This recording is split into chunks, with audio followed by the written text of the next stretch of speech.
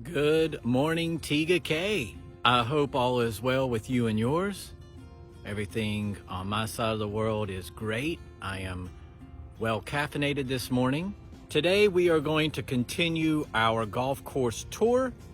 We will be taking a look at number 2. So we've just left number 1. Let's say we made birdie or par. And I want to take a look at the second hole to see what some of the challenges might be. So I'm inviting you to come along. From the back of the number 2 tee box, we're going to be looking at 338 yards. That's from the black tee. The white tee is going to be 338. Excuse me, 338. And the gold tee, 308. And then the red tee is going to be 259.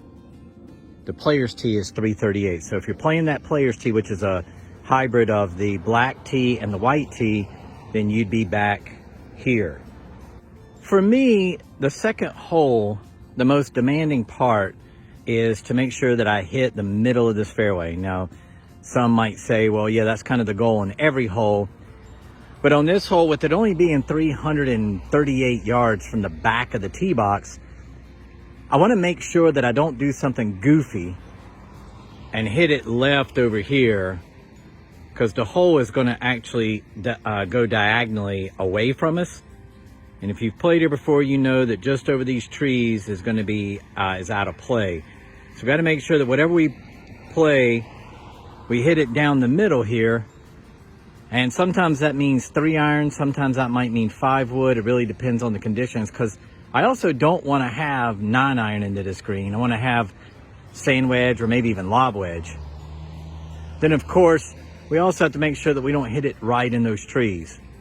So to me, the number 1 challenge of this hole is to make sure that we hit the fairway. So this area left of the fairway is what I was talking about. I believe this is a water treatment plant. This is left of hole number 2.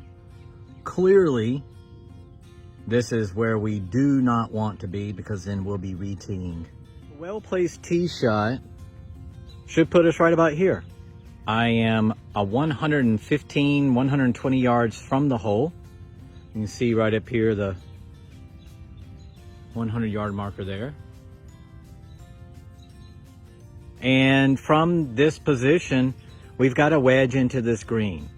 Now, it appears to me the only thing that we would have to be concerned about is where is the flag. If it's on the front, you know, we want to play it a little bit deep of that. If it's in the back, we want to play it a little bit shallow of that. You definitely do not want to go over this green, but you also don't want to miss it over to the left or right. So you really just need to take a wedge, hit it to the middle of the screen, and be happy with that. But what I don't want to do is what I've done many times in the past, which is go brain numb and do something goofy and hit it over here into these trees where now I'm going to be punching out. There are 10 or 12 pine trees over here. Easily you could get right behind one of these and not have a shot at the green. You know, maybe you get lucky, but even at this, these overhanging limbs, I'm going to have to take like a 6 or 7 iron and just hit a little low punching runner, and that's not exactly what I want. So I've got to avoid this right hand side as well. It's no bargain over here. And looking back at the tee box, we were talking about the one devastating result on this hole is to hit your tee shot left. And as I walk back over to the cart path, you can see this group of trees right here. That's what I was talking about. You don't want to hit it over those trees, because there's nothing over here on the left-hand side to keep this golf ball from running out of play. It's very firm over here. The rough is a little thinner, and this is just not good. This has double bogey written all over it. Let's go take a look at the green. As we approach the green, there's a couple of things that I noticed, which is over here, once again on this left-hand side, we want to avoid that. Side note here, look how good the golf course looks. This is the little approach area that comes up, the little bottleneck that comes up to the green.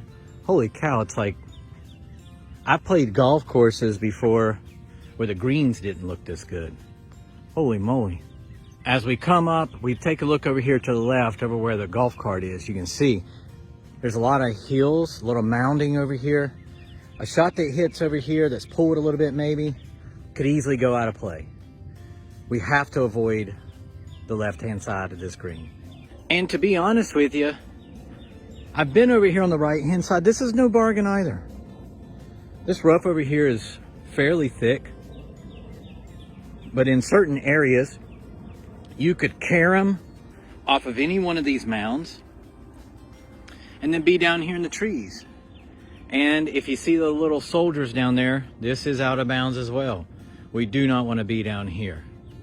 Now, looking from behind the green, I have played with some folks who have hit the golf ball back here, maybe a little thin shot, or if the flag is back here on the back part of the green. This is no bargain. It's not that there's not enough space. It's not that there's not enough room. But it's the fact that from back here,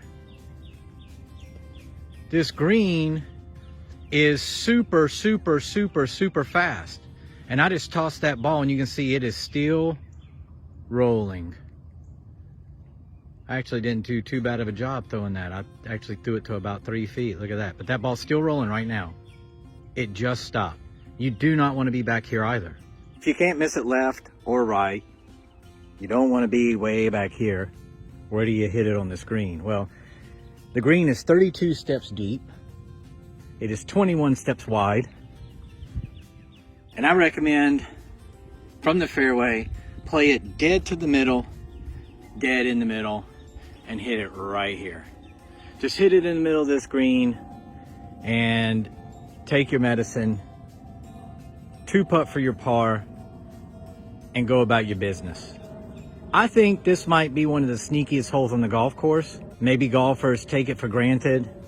I have played a lot of golf here at Tega Cay, and I can tell you I've seen a lot of bogeys made here. That's going to wrap it up for today. I appreciate you coming along with me. The second hole here can be a sneaky hole. Like I said, I've seen a lot of unnecessary bogeys and doubles made on this hole. How do you play it? I usually play 3-iron off the tee, wedge into the green, take my 2 putts, and I take 4 and I run to the next tee box. But I've played with golfers who always hit driver off this tee. I can tell you, I don't think I've ever hit driver here, but I wouldn't be opposed to it if I could hit the driver straighter. But as crooked as I hit driver sometimes, I'm not hitting driver here. But let me know how you play this hole. Do you hit driver? Do you hit a fairway wood, hybrid, long iron? I know one guy who plays, he hits 5-iron off this tee every single time and then has like 7 or 8 iron in. But hope you enjoyed it.